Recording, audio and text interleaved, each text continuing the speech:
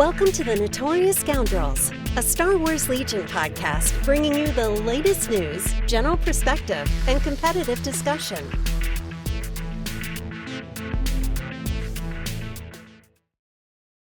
Hello, and welcome back to the Notorious Scoundrels podcast. I am Mike. I am here today with Jay, the man Shalansky. Kyle is out chilling at the beach. Apparently didn't want to bring us. So we're here delivering the latest and greatest Legion news. It can't be worse than last week. So well, we all need vacation, Mike. So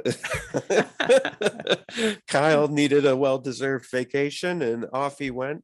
And so it's just you and I holding down the fort this week, which is exciting and nerve-wracking as well. So we'll see. Kyle's kind of our barometer for danger, so we'll see if Mike and I get ourselves in trouble today or not. But yeah, generally he's keeps us from maybe saying or doing things that we shouldn't. So this might be a little bit of Notorious Scoundrels After Dark. And a true Notorious Scoundrels episode, how it should be. I don't know about that, but so why don't we kind of just step right into housekeeping and move from there? Housekeeping? Yeah, all right. So normal housekeeping, Patreon. We actually did last week. We had a live Q&A, and we got on with a bunch of the Patreon members. We get on once a month and we talk, and you guys can ask any questions that you want of us. Legion, Stormtide. We had Dustin on from Jagged Brush Studios, and he was talking hobby, like how to paint. He was talking about some of the new Army Painter stuff that they've been announcing because he's sponsored by Army Painter, and so we got some insight onto that, which was really cool. And there's a lot of other stuff that we kind of behind the curtains of the 5th Trooper. You get to hear about if you're a Stormtide fan and you've been supporting Stormtide and you can't wait to see what's coming. We kind of spoil some stuff on the After Dark podcast as well when we talk to people. So, for any dollar amount, you can support us, help us, pay for all the hosting fees for the podcast and all the equipment that we need for the podcast and all that stuff. It just helps with the Patreon support, and we give you some stuff. We give you the podcast, the After Dark podcast, live Q&As, insight into other things, early access to stuff. So it's pretty cool. So if you can support us, cool. If not, that's okay too. You can just listen to us here on Scoundrels and just do your thing here. That's fine as well. The second thing, Stormtide. So I know we've been talking a lot about this as well, everyone. And actually this week is kind of a banner week for us. We are shipping out Stormtide. So Stormtide is going out this week. International is going out today, tomorrow, and that's Monday, Tuesday for those of you listening to this, or if we publish this a little bit later. Monday, Tuesday is international. Thursday, Friday is domestic. So that's domestic US. And so really excited to get that out and into people's hands and get people playing. I know Mike got his box today, which he was very excited about. I did. My background is not working real well, but I did. I got my official hard copy of the product today, and I'm really thrilled with it. I think everybody else is too. We put a lot of hard work into this, as I'm sure you've heard us say a billion times already.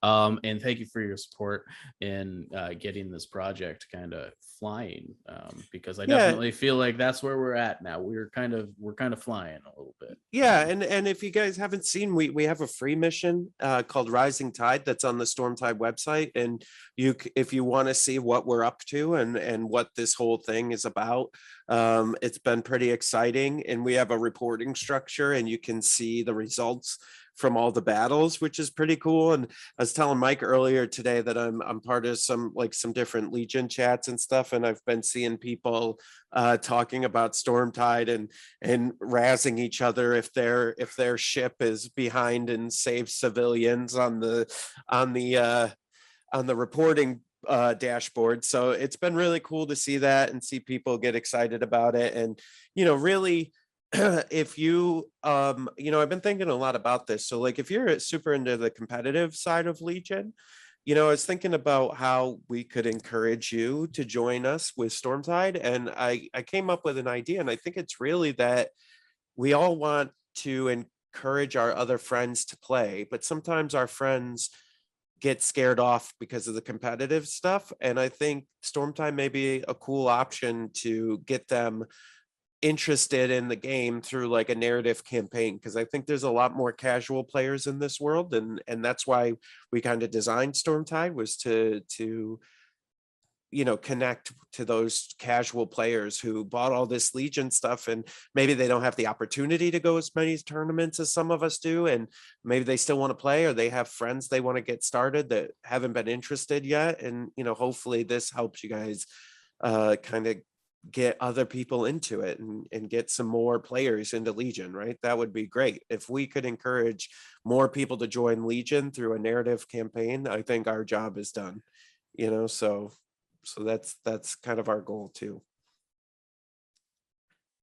Yeah. So yeah. I mean, I think if we're talking about competitive Legion, we should probably just jump straight into the news segment. Welcome to In the News.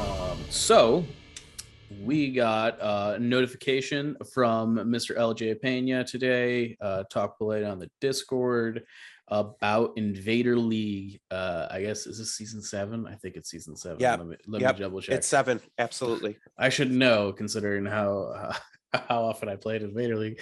So yeah, season 7. It looks like registration dates are going to, is there registration dates here? Not yet. They're working. There's not. So, but oh no, there totally is. August 16th, it looks like registration starts for season 7. So what is it now? We're in August right now, right?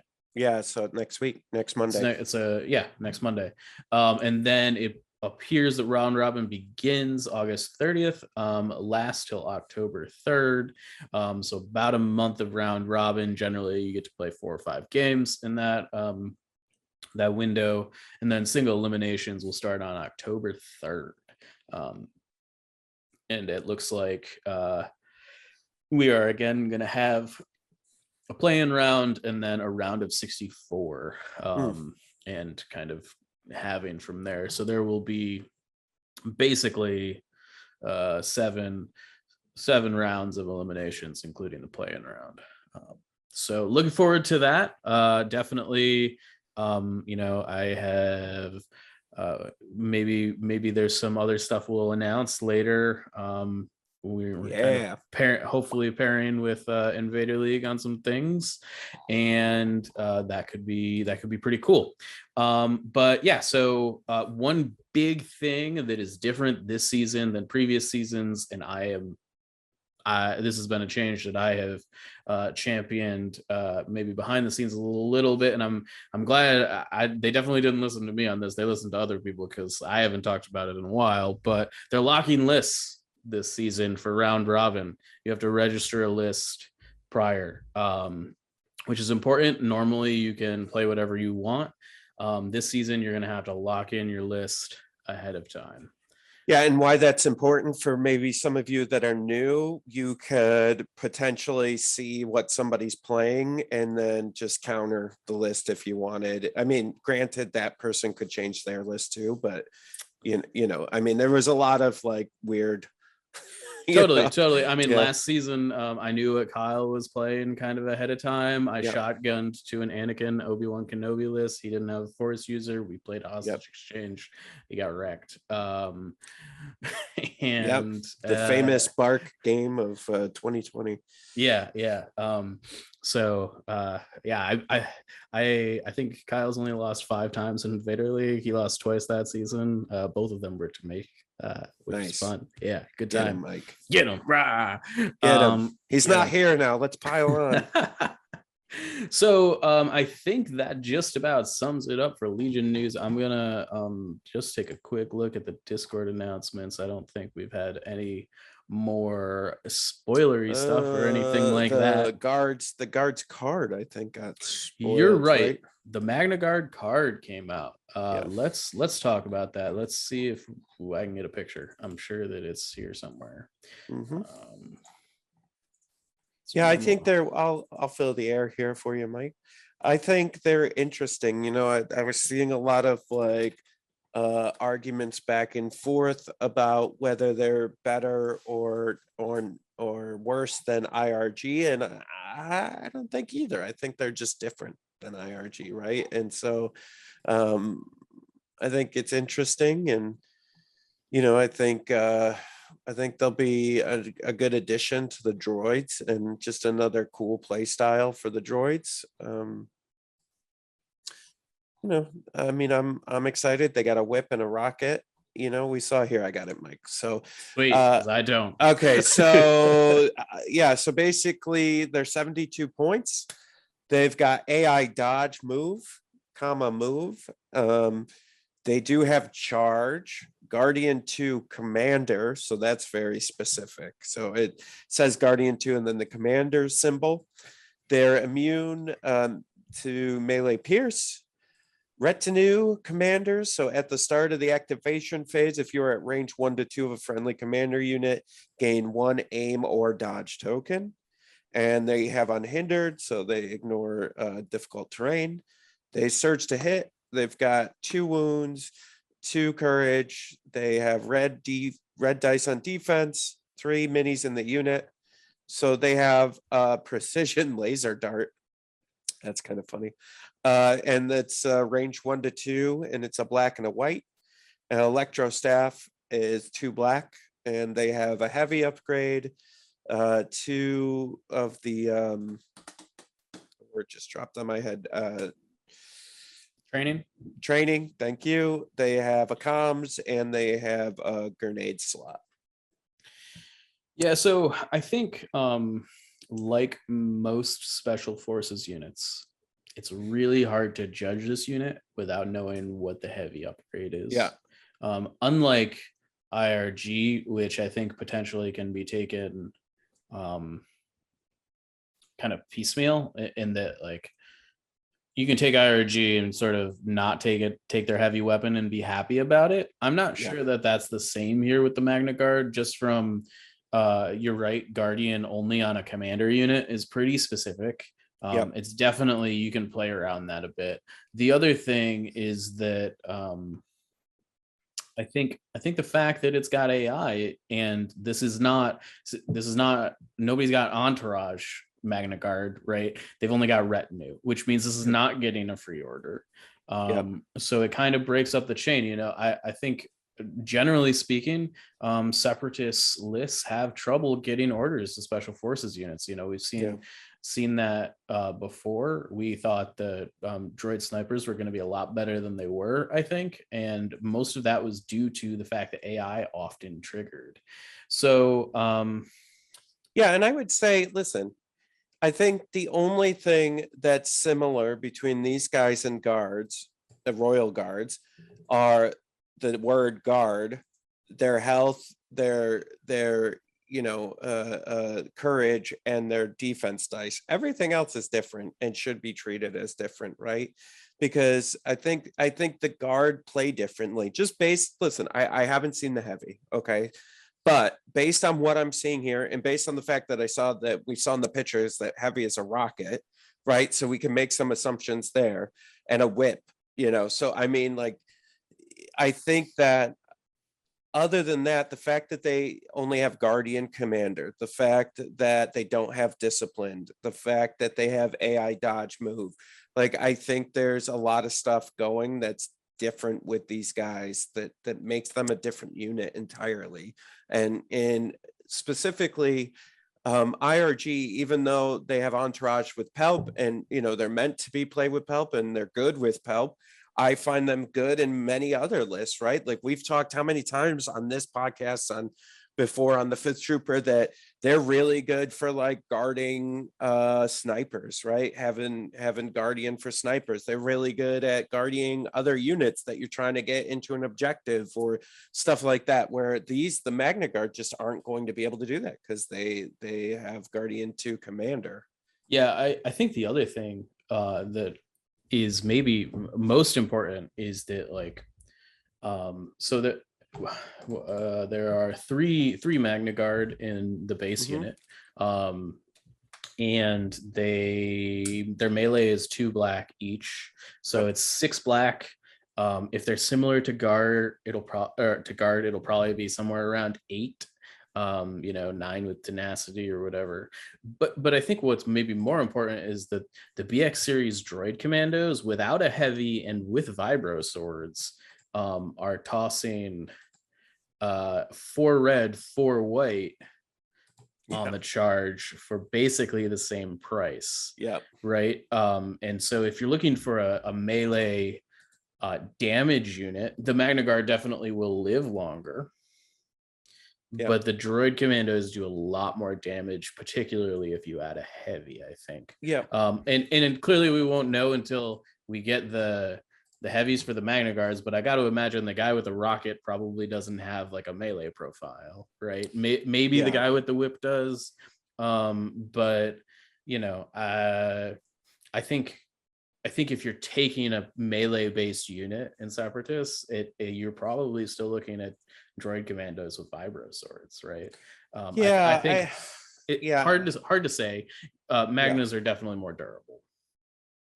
Yeah, and I think what you're getting with them is honestly, I think it brings Grievous back a little bit with and that's kind of what they're designed for, right? That's what they're out of the movies, right? They're around Grievous, and I think it maybe makes him a little bit more playable with all the play they have with the commander, because the reason we don't see Grievous as much as you would want is because he's kind of a glass cannon, and he dies real quick if you don't position him correctly, and I think it was Invader League 5 I was playing, I think that was the first one. I was playing droids and I was playing Grievousness, and he is like, you really got to be careful with him because he can, just like Vader, like any of the other commanders and Jedi like commanders, right? They can be very glass cannon-y if you're not careful. And so I think this just gives an option that you run these guard with Grievous and protect him and get him where he needs to be for that 1 pip, and boom. Yeah. Start taking some stuff down. I definitely think you're on the right track there for sure with he's definitely, you're not taking Magna Guard to go with your like tac trade. Right. Or at least I don't think we'll see that. Maybe but I also think to that extent, like Magna Guard next to like giving Dooku somebody that can Guardian off him is pretty big, Yeah, I dig it. So yeah, I think it's hard to say what these guys are going to look like without the heavy. Mm-hmm. But I think it looks like they'll be fine. They don't look busted. They don't look underpowered. They definitely have it like unhindered is like kind of a freebie that guard have to pay for right now. The retinue is clearly like they get an aim or a dodge, which is also pretty good. Definitely a little bit surge of to hit is nice. Bonus there. The surge to hit is interesting because it's pretty much the same dice profile as IRG. No, so IRG have a black for their gun and a red for their melee, right? But they don't surge, and so the difference with the surge it makes it with the surge is gotcha. It's the same average. Mm-hmm. I think the IRG one might be a little bit more consistent, but what's maybe a little bit more notable is that the Magna Guard don't benefit a ton from getting surge tokens like they do on defense. But if you have a surge token on offense on your IRG, their offense gets a lot better than Magna Guard, or a way to get them to surge to hit or whatever, right? You can't really upgrade the Magna Guard's attack past what it is presently, just because they already are surging. So that's something to bear in mind. Not that we're seeing a ton of surge tokens on IRG, but if aggressive tactics should make a comeback or whatever point in Empire lists, that's definitely a differentiating. It's just so expensive. It is. I wish it could be its old price in a Empire and its new price in droids, and Yeah. Republic. I wish we had scaling costs for sure. So yeah, nothing super crazy there. I guess also a big difference of note is there's no gear slot on the Magna Guard. Nope. It's the comms, right? Because they're droids. So I guess that kind of makes sense. Yeah. But I was like, I don't know, unless these guys come out with a new comms, which I think was teased in something. It didn't say what it did, but the name was teased somewhere. Sure. I think in those German leaks or whatnot. But unless there's some like game-changing comms, I was like looking at the comms going, I don't know that I would take any of these with these guys.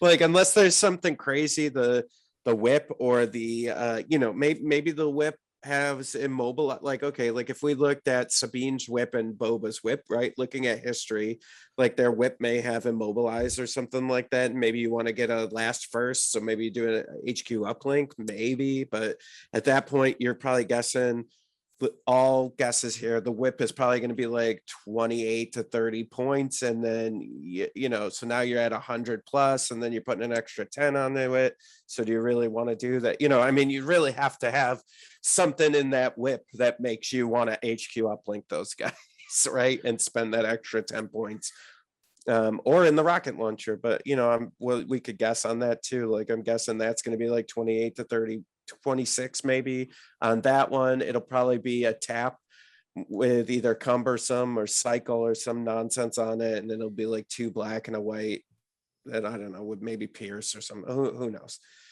These are all guesses, by the way, everyone. I'm just talking crap here, but like trying to figure out if that's gonna make any sense.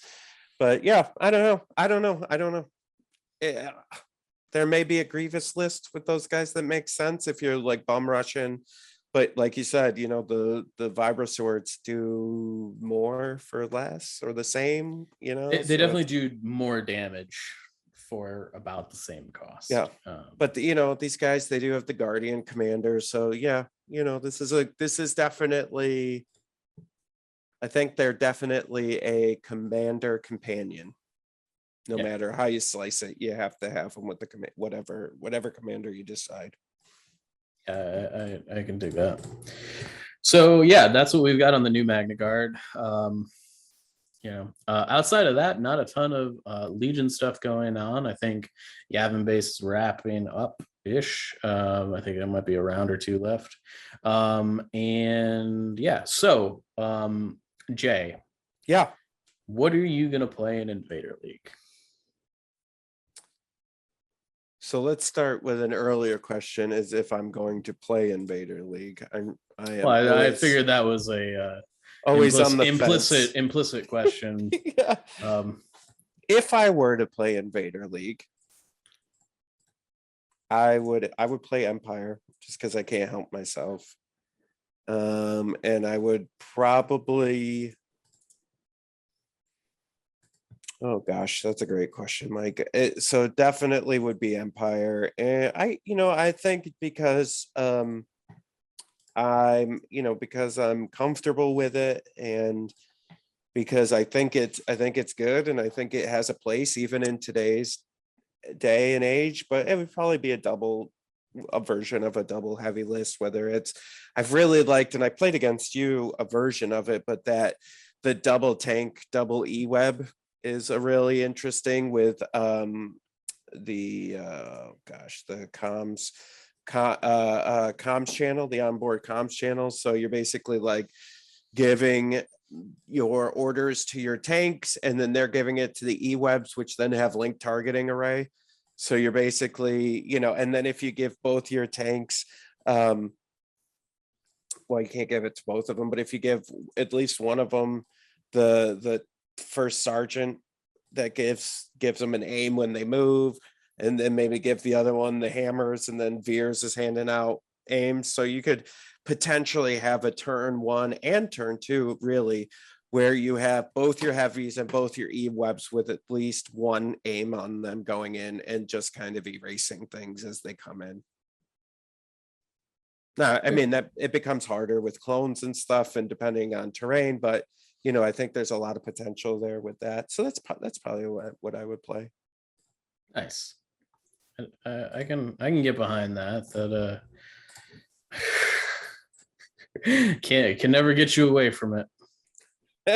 Well, I mean, listen, it's I have a lot of games with it, right? And I think it's something I'm very comfortable with. It's something that speaks to me, and and I think I think encouraging people to kind of do that same thing where it's like, hey, maybe it doesn't make sense to us as content creators, or maybe it doesn't make sense to your friends, but something that you're super comfortable with and you're just rocking house with. Like there's a lot of people that'll reach out to me and be like, hey, can you tell me if this is bad? I've been playing triple bikes and I'm doing really well in my local community, but I don't know if it's going to stand up. And I'm like, I don't know, how many games have you had? And, they'll be like, oh, I've had like 30 games with it. I'm like, I bet you it'll hold up, because I think if you're comfortable with the list and if you've faced enough adversaries of all different factions and mix and matches and list building, I think that you'll know what you can and can't do. And I think that's the biggest hurdle to get over in this game, is understanding the list you're playing.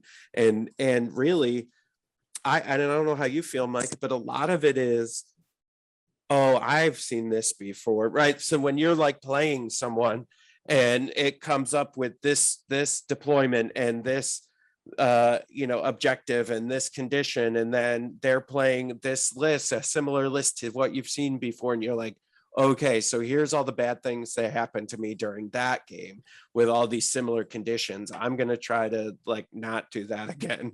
And you just kind of learn, right? And if you keep the same list, you're learning lessons on one thing. So because it's hard when it like shifts a lot, right? And you're like playing all these different lists, then you're not learning the same lessons. You're learning new lessons every time, I feel.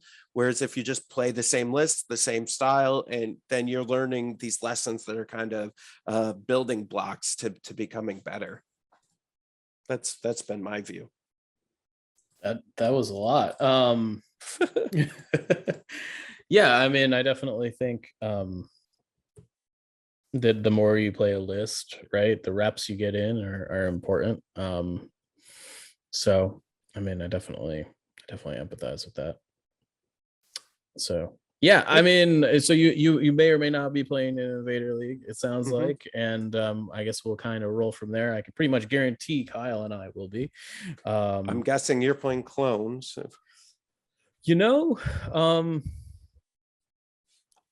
I might not. I might not play clones. Love it. I think it definitely is going to depend on what is and is not legal, as far as units and stuff like that goes. Yeah, that makes sense, right? Because so it'll depend on because what they've been doing. So in the early days of Invader League, they would have things that weren't in stores yet, right? But now they're starting to pull back on that and only allow things that are available to purchase, I think, right? Yeah. So it's only going to be things that are available in stores that you can use. So I believe, if I'm remembering this correctly, that isn't Yoda and Wookiees are supposed to be in September now. I don't know. I'm not sure on the so I wonder if we'll dates at this juncture. miss the deadline for that. Yeah, it's very possible. I don't know. I definitely would like to try out Yoda. I'm kind of in camp. He might be too expensive, but we'll see. Yep. But yeah, I mean, I think if I were to, I'm kind of, I've played 2 seasons of Rexstar. It's been real fun. But I think for me personally, it's probably time to move on. I still think that, it's probably, I don't know if it's the best list out there anymore. I think Burst of Speed changes some things, and Rexstar is particularly vulnerable if you can't get them out with Call Me Captain. So yeah, I definitely think that there's some things that need to be considered there. Yeah. And by things, he means Vader. And so I actually, maybe Vader. Yeah, I agree with you. I mean, I still think even with burst of speed, Vader is still going to need some help. I still think there needs to be some work for Commander Vader anyways. But yeah, I think burst of speed I don't agree with that at all. I just want to go on record as saying Vader is going to be broken AF. If you know how to use it, use them. I think pulling the trigger on everything the right way and playing command cards in the correct order. Yeah, well, there's the I think I was reading on Facebook the other day, somebody was talking about the implacable turn with burst of speed, right? Like that's 3 basically movements of burst of speed, right, that you have at your disposal. The question is going to be, I really think even with Darkness Descends, maybe the drop off mechanism, you know, with the lat, but I mean, still getting Vader into the mix or close enough to the mix with the burst of speed to really like make it count and not leave him out to dry is still going to be a tough thing to do. I don't think so. I think, you know, with burst of speed and Darkness Descends, you can base whatever you infiltrated next to.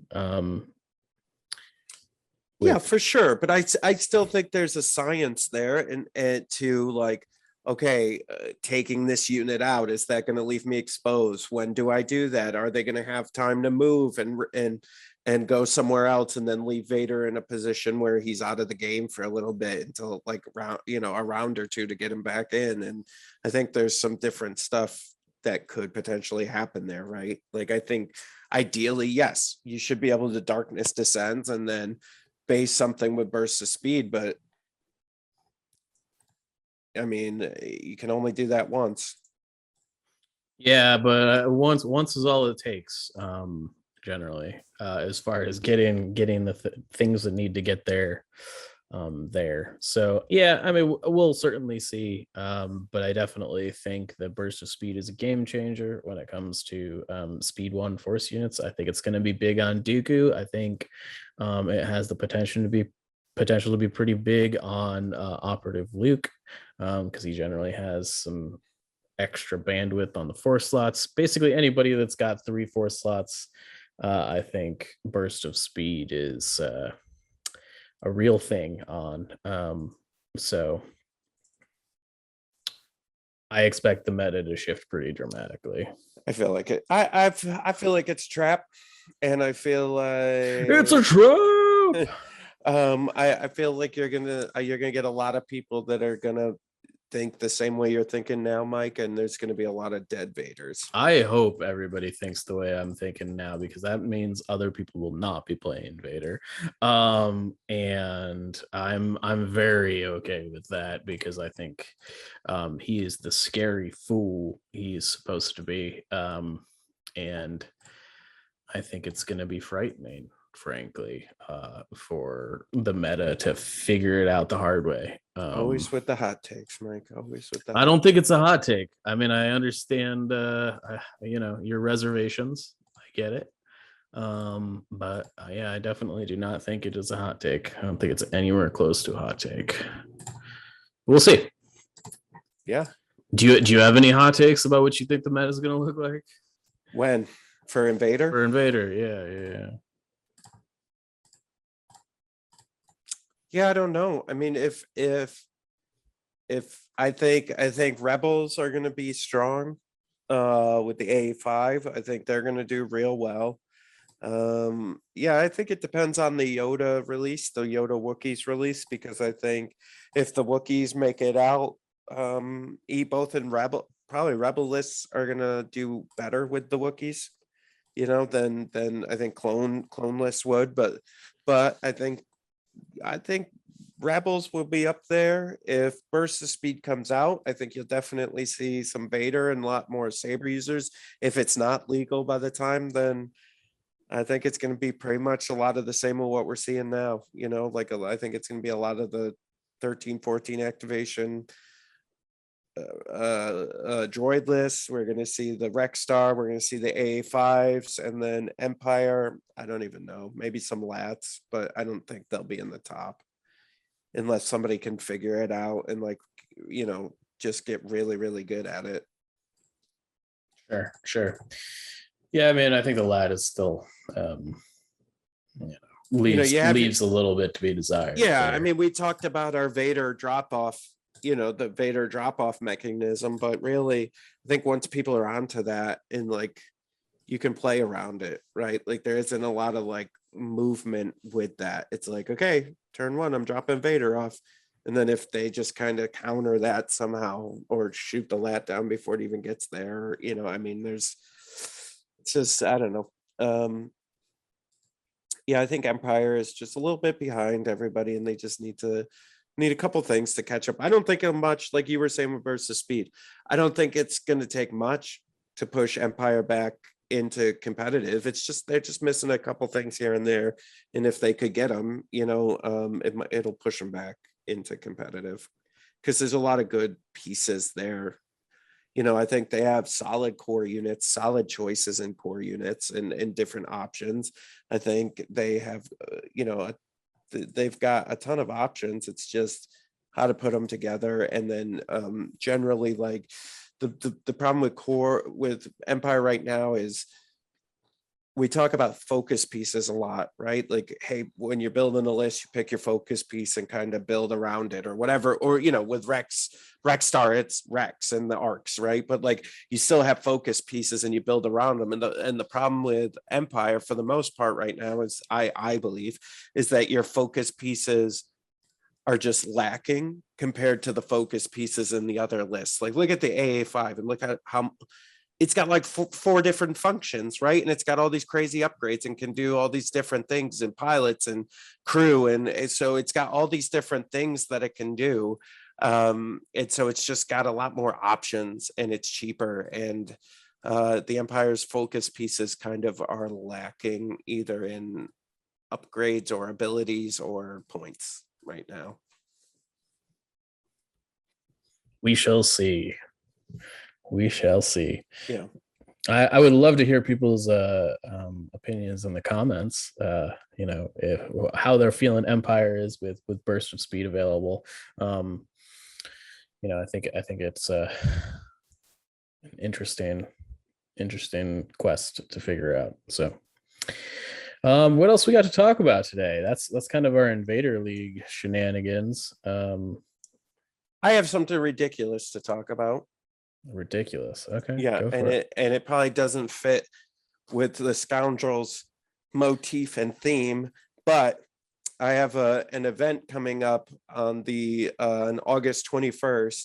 And earlier in the show we were talking about Patreon and like what do you get with Patreon, and we have After Dark. So during our Q&A, the Patreon folks helped me build my list for August 21st. So a challenge was laid before me. If you guys are familiar with the Fifth Trooper podcast, I had a co-host, Evan the Raccoon. He was my co-host for a long time, and he and I are going to a tournament in Rochester, New York on the 21st. And he challenged me to what we are calling the Highlander list, which is basically you can only have one of each unit and one of each upgrade. So you can't duplicate. So you can't have like 2 Stormtrooper units. You can't have 2 of any unit type or 2 of the same upgrade card. So basically Mike, myself, and Dustin and the Patreon members who are on the Q&A, we built a crazy Highlander list, and I'm going hard into the Highlander. Hard in the paint. And for those of you wondering why I keep saying Highlander, there's this old movie called Highlander, and they're swordsmen, and when they kill each other, they absorb the other person because there can only be one. And so that's why we call it Highlander. The movie was so bad. Yeah. But here we are. Yeah. It's definitely stuck. Back when, for those of you who play Magic, Commander used to be called Highlander when it first started, because you could only have one of each card in Commander, right? Out of the 100 cards. And so same concept. So we built a Highlander list for Legion to play at the local tournament, which I think will be fun. It's ridiculous, and I'll tell you what it is, just so you guys can all laugh at me and maybe root me on. So it's got Imperial Officer with electro binoculars. Bosk with Hunter sees the initiative targeting scopes. 1 set of shore troopers with the T-21B, 1 mortar, 1 set of stormtroopers with the RT-97C, stormtrooper captain, and offensive push, 1 set of snow troopers with ion snowtrooper, R4 astromech droid, impact grenades, 1 E-web with an overcharged generator, 1 dewback rider with tenacity and a T-21 rifle, and 1 ATST with an elite armor pilot, a mortar launcher, and link targeting array. For 797 points. 9 activation Highlander list. It's a thing. It is. It's gonna be fun. I think we're at that time, right? Like we're going to this tournament. It's all good. It's the first tournament I've been back to since we've kind of opened up. It's probably going to be the last tournament I'll be able to go to. Is Delta is hitting everybody hard, and things are probably going to get weird again. And so, you know what? I'm going to have fun. There's nothing on the line. There's no invites. There's no nothing, right? So I might as well go and have a good time. That's kind of my mentality. Yeah, it'll be a fun list for sure. Yeah. It's going to be a tough list to play, but it will be fun. For sure. Right, because there's no like one thing that it does. It does everything because it's Highlander. So it's like order control is going to be tough. Activation timing is going to be tough. What I want each piece to do is going to be tough. I think the only thing I got going for me is I have played lists with all of these units in it at one point or another, so I know what they individually want to do. Sure. And what they're individually good at. So that's kind of the only positive that I have going for me. It's the only good thing. Yeah. And then just figuring out how this all meshes together is going to be real interesting and fun to figure out, but I kind of figured there was going to be a lot of heavies, with the AA5, because I'm assuming other people are not going to play for fun like I am and are going to bring serious stuff. And so, I've got a lot of impact in this list between the ATST, the Ion Snow Troopers, the Overcharge Generator, a lot of crit in this list. So it'll be really interesting. I think if anything, it's going to be really good at tearing through heavy units, anything with armor for sure. So that's good. Those snow troopers got impact grenades on them too. So remember when those were good? Oh man. I do remember when they were good. And I think, as long as let's talk about impact grenades and snow troopers, because you want to talk about a way to kill an AA5.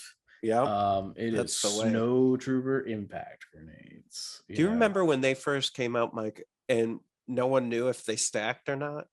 Remember, we're like, wait, does impact stack? And then I think Luke or Alex came out and go, oh yes, it most definitely stacks. And we're like, whoa, it's impact 5. Yeah, no, it's pretty good against something that is already getting up in your grill, So I was actually thinking about this with where everything is, with droids being out. I got to play it, but this whole Highlander game that we're playing got me thinking about Ion Troopers and the Snow Troopers. I really don't think they're as bad.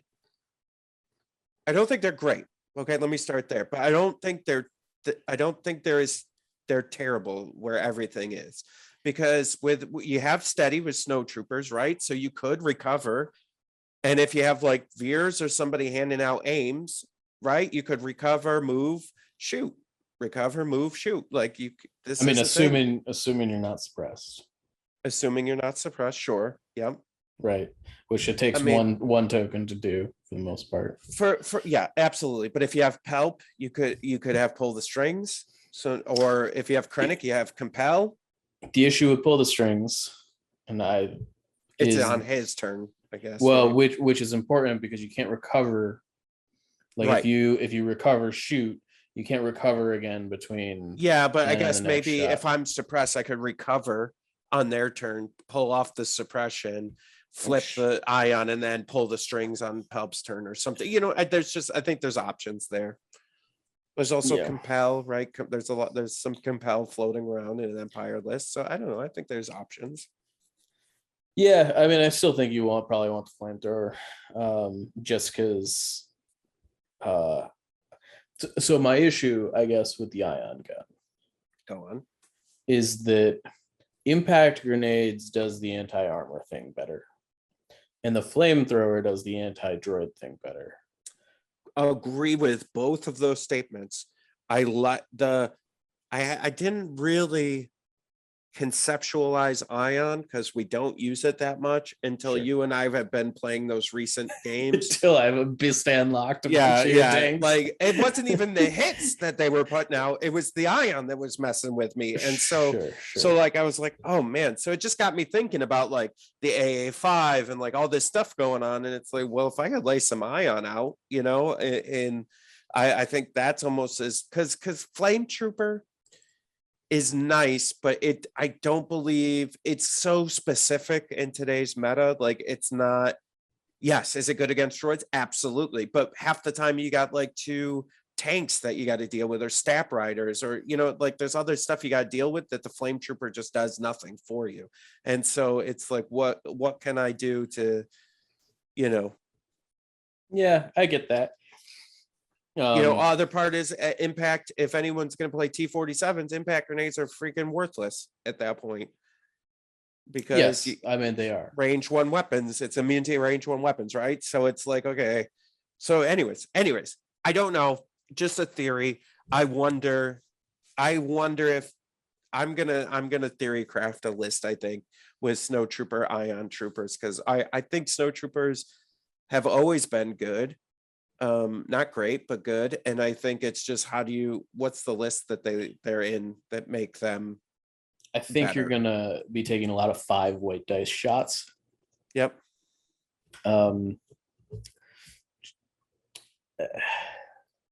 If it had cycle, I would be way more. Yeah, for sure. If it had cycle, we'd be talking different, right? I'm just saying, I think there's play there, especially with all the heavies and all the droids and all this stuff that I just wonder. That's all. I just wonder. Sure. I like to wonder. I sit here. You do. You wonder my a chair, lot. and I wonder. That's all I do. I think if you're going the anti-armor core route, I think you just want shore troopers and mortars.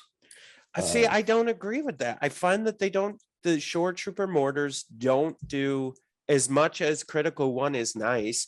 They don't do as many crits as you need them to. So what I find is with shore troopers, you end up rolling a bunch of dice, you get a ton of hits, right? And you now put that all into an armor when you could have put those hits into another core unit or like something that would have at least taken a couple wounds. Well, and I've only gotten 1 wound through. If you're taking range 3 shots at armor, you're probably doing it wrong. But like if the range 4 pot shots, like you basically have critical 2. Like I mean, the mortar's putting through crits almost exclusively anyhow. So I definitely like the mortar is like a, you know, here's 2 crits on your vehicle every turn, because that's kind of what it feels like. I don't know. Maybe it's just yeah, sure. And maybe it's my dice, but they don't feel like they roll as many crits as these guys. You know, they're twice as likely to roll a crit than a hit. Sure, that's fine, but that doesn't ever seem the case. so I'd rather have some other keywords that are doing some stuff too for me. You know. Sure. That's fair, I suppose. Yeah, I mean, the thing with all of the Empire's impact options, with the exception of the impact grenades, is it's very trickle damage. You don't have one big, you know, unless you're taking a vehicle yourself, generally, right? Unless you got an ATST or a Darth Vader or whatever. So, yeah, I think there are options there. Cool. I love the ATST. Yeah, I just love it. I know you. It never lets me down, man. Really? Because I feel like every ATST I've ever played against has let whoever's playing it down. No, I don't know. You've played me with the ATST a couple of times. I feel like it always, like, remember when you were like, how are you getting so many hits in right now? And I always feel like the ATST is just always there for me. It's like a warm blanket. It never makes up its points. Things are getting dark and cold, and I just put that warm ATST blanket around my shoulders and start killing things. Although I would like it to have like sharpshooter. Like I think one. the game that you're talking about, my airspeeder killed both of your ATSTs. Yeah, it did, but they killed a lot before it did, didn't it? Didn't they kill a couple? They killed a couple rebel trooper units, but like my airspeeder killed them both. Yeah, but they did their job. I still won that game. You did. So they did their job. I think that's the thing too with Empire. By the way, I was thinking a lot about this. So droids, like, you feel like droids are the horde army, right? Where you're like, oh, I don't care about that unit, blah blah blah. I think Empire is the true army, where you're basically just throwing units at things and then like using them as distraction pieces almost. And if they do a lot more, great. But like, that's what I find with the ATSTs. Like, if they've done their part and they've held you off 2-3 turns, maybe 4, if you trying to like get rid of them while I'm doing other stuff, that seems to be okay with me. Yeah, you gotta be okay with your units dying, Mike. That's all. I am generally not okay with my units dying. That is for sure. I don't play this game to have my units die. Well, that's too bad. This must be a very frustrating game for you. It's not. It's not at all. Yeah. Oh man. So just for everybody at home, I want you all to know I'm looking at my Legion HQ. I'm logged in. And this is how much I don't play the Clone Wars lists. I literally have 10 Rebel lists that I've made, 54 Empire lists that I've made, 1 Republic list, and 1 separate list that I've saved. Unreal, Jay. So just in case anybody's wondering, the reason why this fan doesn't think clones player. Are good. Yeah. I am all for the Empire. Yeah. I love it so much. Well, I think that'll probably wrap it for today. What do you think? No, Mike's shutting me down. No more Empire talk. I am shutting you down. We're having fun, Mike. Weren't you having fun? I'm doing all right. So yeah, so I think next week people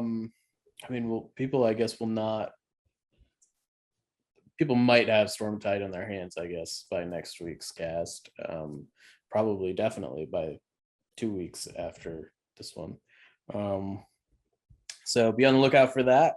If you haven't looked at it yet, check it out. Join the fun. I think we're going to see a lot of people posting some sweet battle reports and stuff on Discord and Facebook. And all that sort of thing. One thing I will say is please be sensitive to spoilers. Please don't be like just tossing stuff out. I'll say on our forum and on the Discord, we do have spoiler channels. So if you want to talk about spoilers, there's spoiler channels that are very clearly labeled spoiler channel. So go ahead and talk about it in there. Yeah. So, so I think that's going to do it for the Notorious Scoundrels this week. This has been the Notorious Scoundrels. I'm Mike. I'm Jay. I'm Kyle. And stay fresh, cheese bags.